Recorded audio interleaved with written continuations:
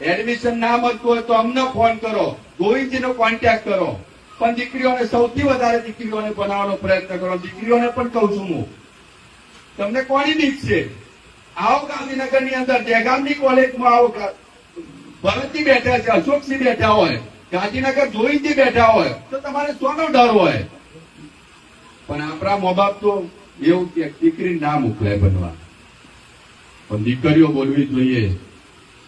દીકરી પોતે એવું કે અહીંયા કેવી દીકરીઓ બનવા જાય છે અત્યારે. આ દીકરીઓને હું તમને ખુમારી સાથે કહું છું, દીકરીઓને કે પોતાના મા બાપને કહો કે હું તમારી દીકરી છું, હું તમારી લાજ રાખે, હું કોલેજ કરે, તમારા માથાની પાઘડીની કોઈ દર કલંક નહીં આપવા દઉં, એવી ખુમારી સાથે બોલો. પોતાનો મા બાપ તમે કોલેજ કેમ ના મોકલો?